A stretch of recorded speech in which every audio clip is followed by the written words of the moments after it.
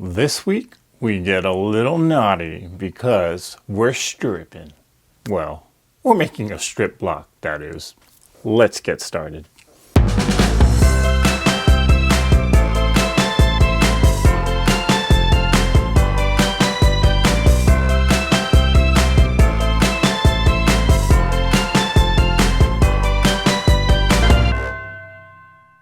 So this week, we're making a block that's called End of Day. Now, I got the block from this book here, which is the Farmer's Wife Sampler Quilt book. Now, if you remember a couple of weeks back, we did another block that was called the Flock block. Now, I forget what week that was, but we're going to do, and you can kind of see that I've kind of made notes in the books, on the book pages, on possible future blocks from the same book. But this week, again, the block is called End of Day. And in the book, it has a picture of the book, of the block itself, which looks like that. And so when I was looking at that picture, I was kind of thinking to myself, can we do this as a strip set block?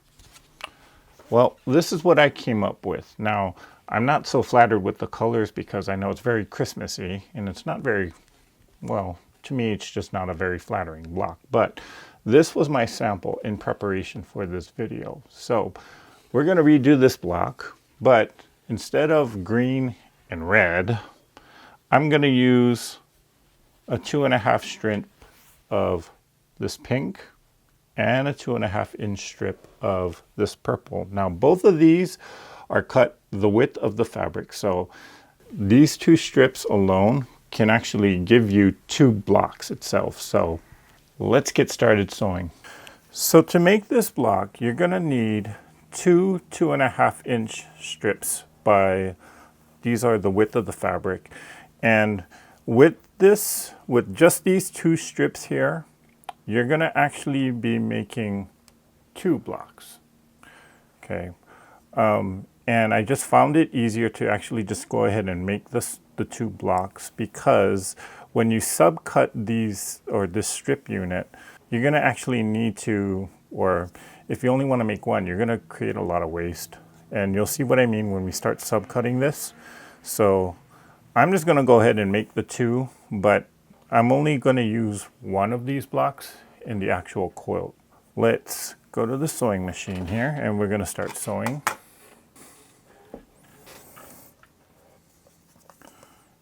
And just going to line it up. And one thing I like about this particular machine is once you set it, you can just go.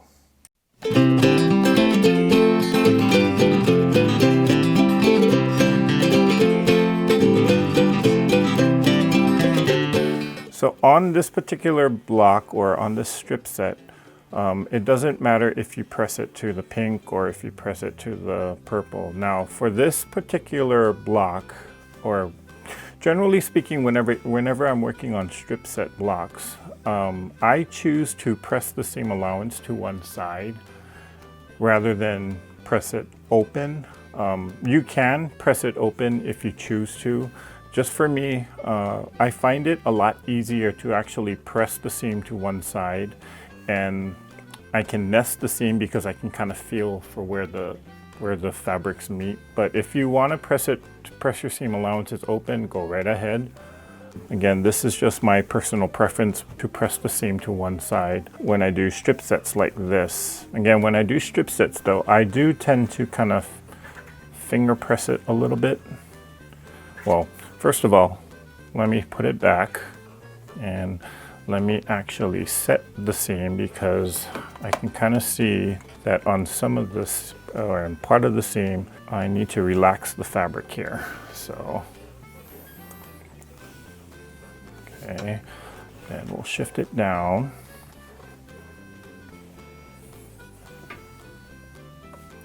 Okay, so now I can kind of finger press the seam open.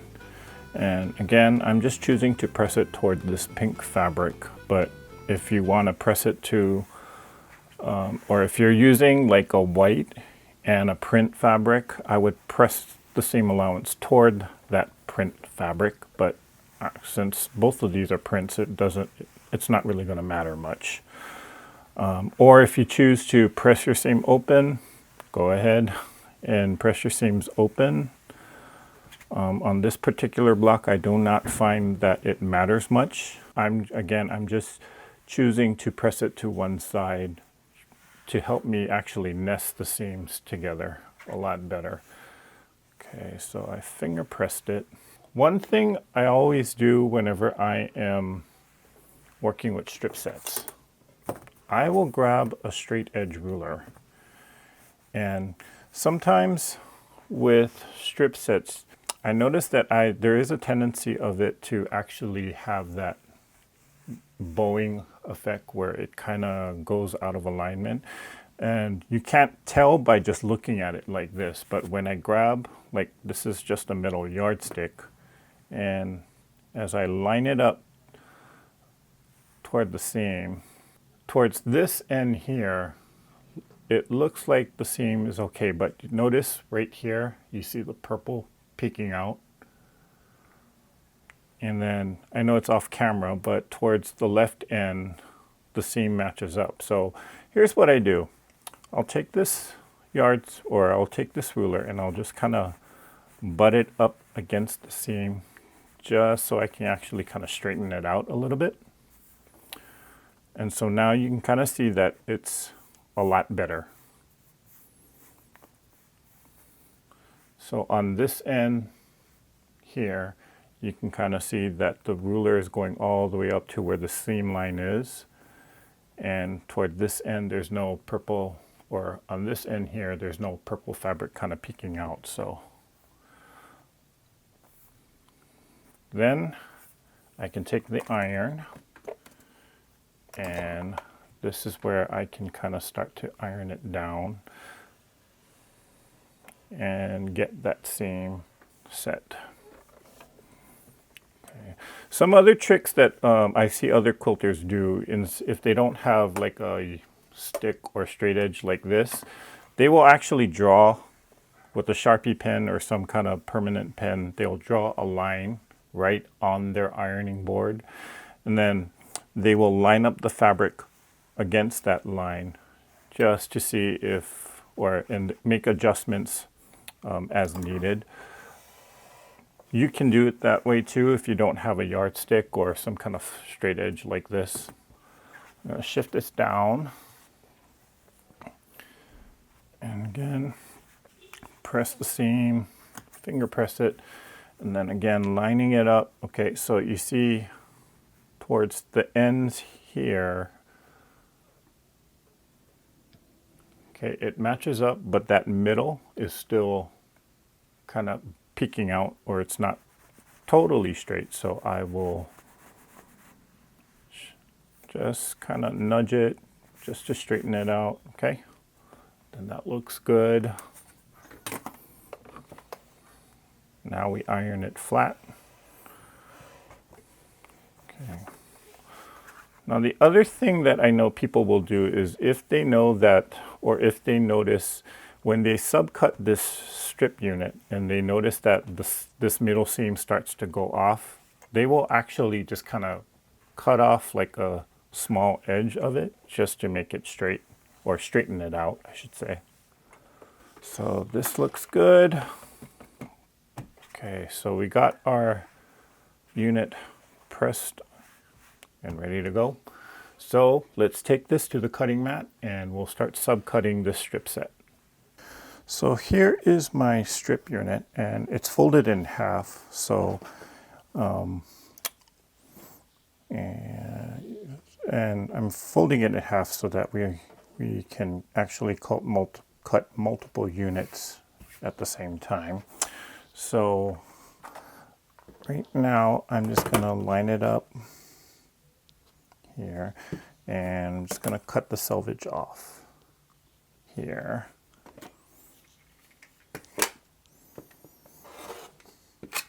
Ooh. Okay, this trash. From the width of this unit is 4.5, And we want to make a whole bunch of squares out of this. So to make a square, if the width is 4.5, you have to actually cut it 4.5 inches long. So I'm just going to cut 4.5 inches here. Okay, that's one. Move that over. 4.5, another 4.5.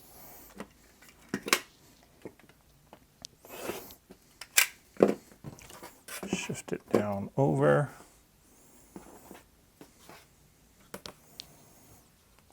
4.5 here.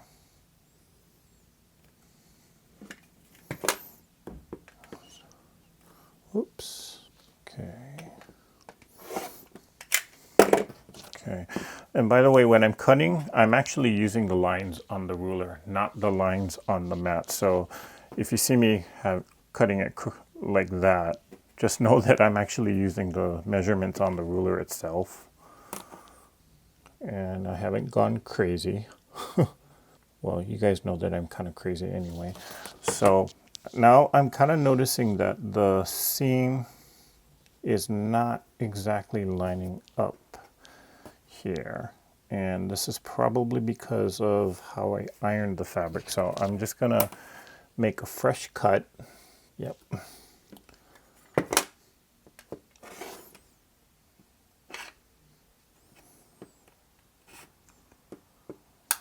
Oh, come on. Okay, I need to change that blade.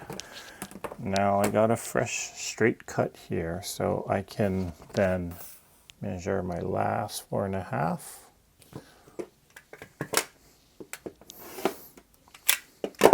Okay, then this is an extra piece. Now, if you by chance make a mistake on one of the pieces here, you can save this as a backup.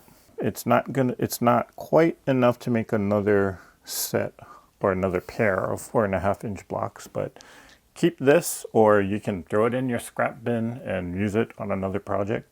So now we got 4 sets of 2 4.5-inch squares. Let's go back to the sewing machine and I'll show you how we're going to sew this up. Now this is where I'm going to actually say to pay attention to placement of the fabric as well as orientation, because what we're going to be doing is we're going to be making half square triangles out of this, and we're going to use the 2 at a time half square triangle method. You do have to pay attention to, number one, how you place the fabrics. So notice that I have the pink fabrics on both of these squares on top, and I'm going to draw a diagonal line. The way I draw the diagonal line has to be consistent with all 4 of the, or all pairs of the blocks. And what I mean by that is this. Now I'm going to choose to go from the upper left corner to the bottom right. You can draw your diagonal line from the upper right corner to the bottom left. At this point it won't matter. So I'm just going to choose to do it like from the upper left to the bottom right. But once you decide which direction you're going to draw this line, on all the other blocks that you do after this, you have to keep it consistent. So because I did it from the upper left to the bottom right, on this one, I'm also going to do it from the upper left to the bottom right. If I all of a sudden decide to go, from the upper right to the bottom left, then the effect that you'll get on the block is not going to be this alternating effect. Okay, so you do want to make sure that when you draw this line, you do it consistently in the same direction, as well as you have the same fabric on top. So let's draw the line on here.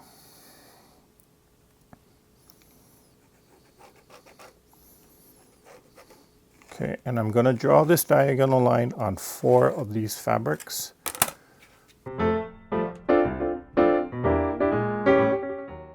On these 4 squares, we have the diagonal line drawn.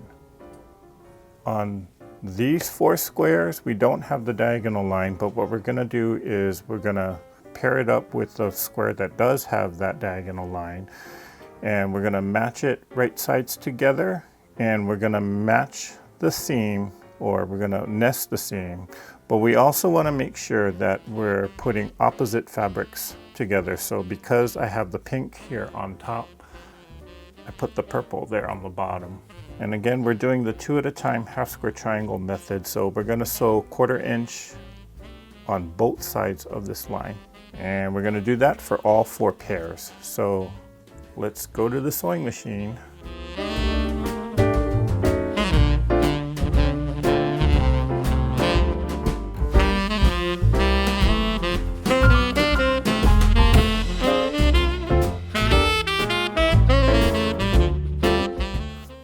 So we have all 4 pairs of the blocks sewn together, and now we're going to cut right on that diagonal line.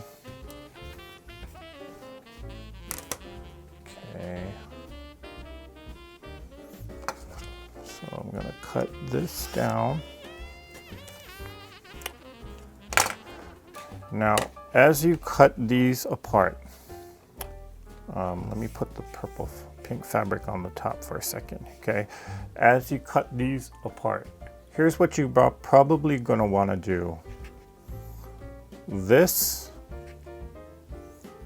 is gonna be one set, or this is gonna be part of block 1. This will be part of block 2. Now, they're gonna be the same block.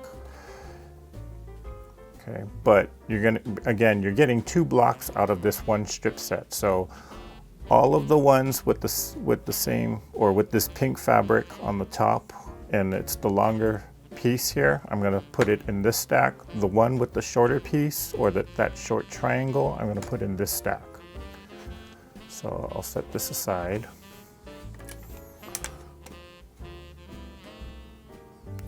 And here we go, cut it again. Right on the diagonal line. So here's 1 and here's 2.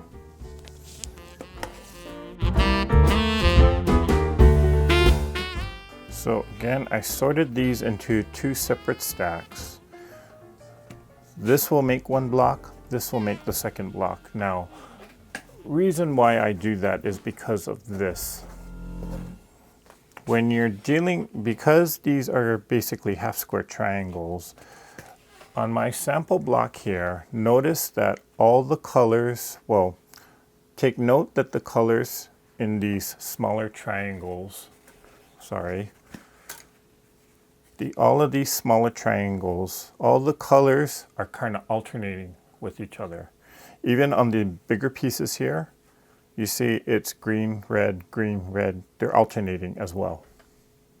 In order to get this effect, all the blocks and the fabrics, notice how the pink is the larger piece and it's always on the top. So that when you flip this open, let me put it on my design board here so you can see it a little better.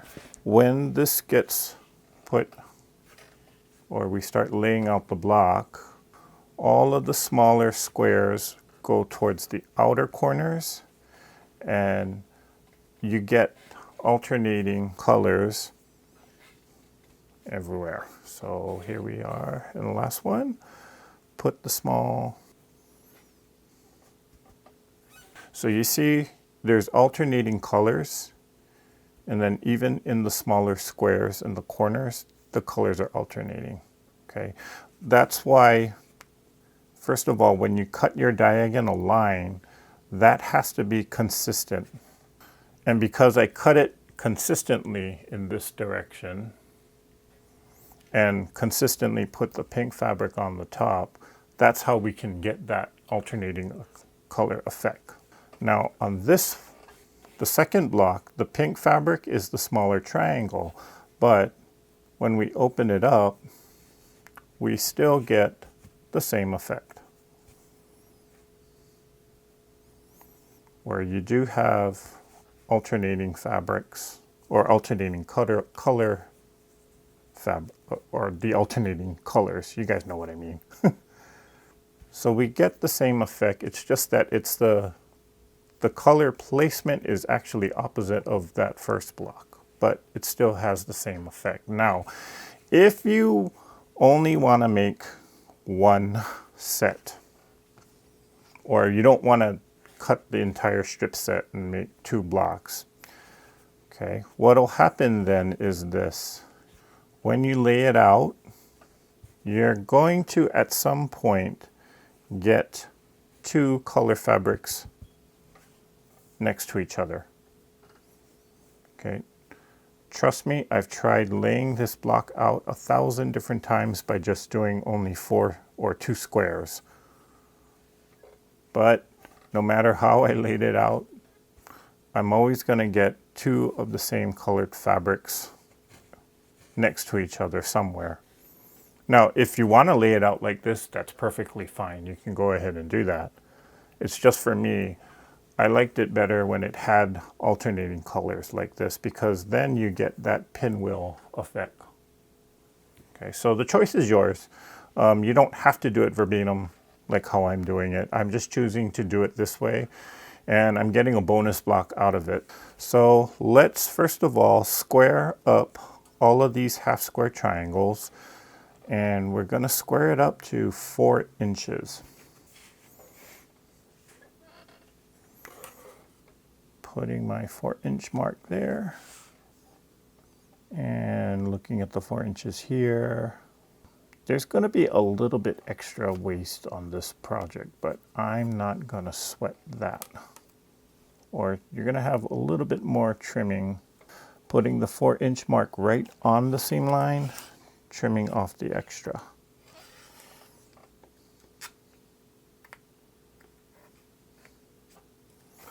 Then flip it around and lining up on the 4-inch line. Okay, so I got 4-inch lines here, 4-inch line here. Let's cut off the dog ears. And we got a 4-inch block, or 4-inch square, I should say. I'm going to do that with the rest of these.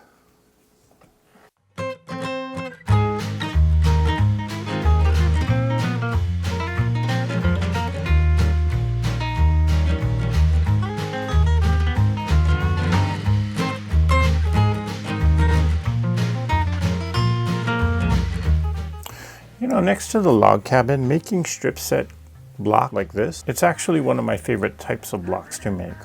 You know, there's just a variety of things that you can do with a strip set when you start sewing it together and subcutting it. For those of you who know of this company, there is a company called Cozy Quilt Designs, in which they actually have a club. They call it Strip Club, and basically what they do is every month they have like a different pattern or a different quilt that you can make from 2.5-inch strips. And so over the years, you know, they developed quite a library of different patterns using 2.5-inch strips. And usually you make a strip set, something similar to what we're doing now. And just depending upon how you subcut it, how you put it together, I mean, again, they have a huge library of different quilts that they've made just by using strip sets. So they do have a YouTube channel. Check them out, Cozy Quilt Designs. And I enjoy watching them, or watching the demonstrations of their quilt patterns.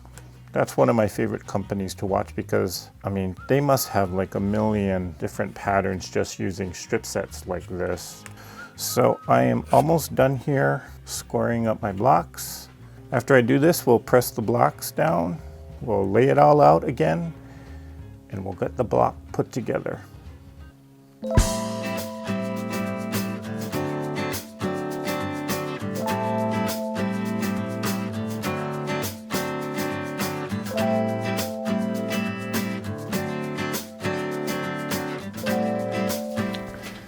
Do I need it?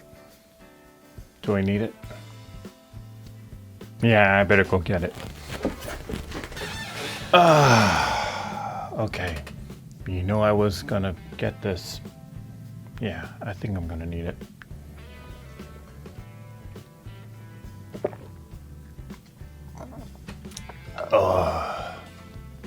Okay. You know, by the time I hit block 52, I'm gonna probably pass a whole bunch of kidney stones. but hey, at least I'll have a beautiful quilt.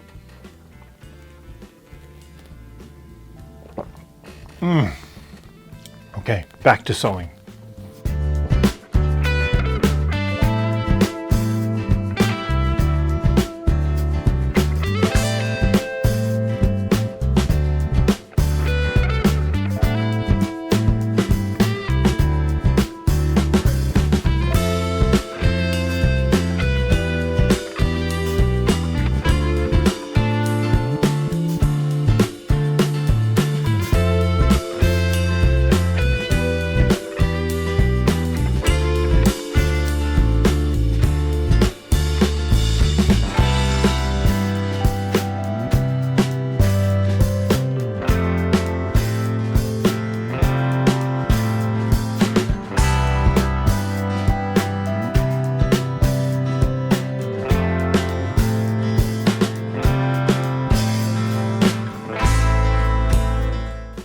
And here are my two end of day blocks. Now, of course, again, as I said before, you can get two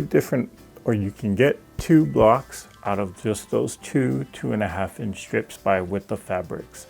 Now, you don't have to make two. You do have some options, but if you want the blocks to have alternating colors, well, you gotta make two, otherwise you're gonna be wasting a lot of fabric. So you might as well make the second one just for fun. Well, that's it for this video. I hope you enjoyed making end of day. If you like this video, hit the thumbs up and subscribe to the channel. Hit the bell for notifications on when I upload the next video. Put a comment down below and let me know what you like or didn't like. Join the Facebook discussion group at Treasure Heart Creations, and if you're on Instagram, post pictures of the blocks that you're making using the hashtag THC5252. That's it for now. We'll see you next time, and go out and create something.